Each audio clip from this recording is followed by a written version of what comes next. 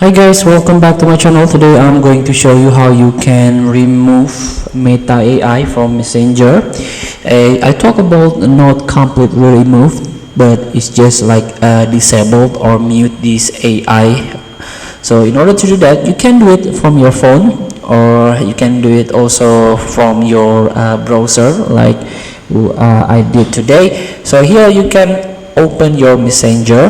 Don't forget to sign in with your account, and this is the Meta AI.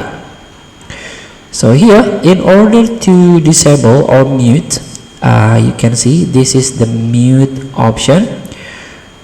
Now you can click this mute in order to disable conversation or disable the notification.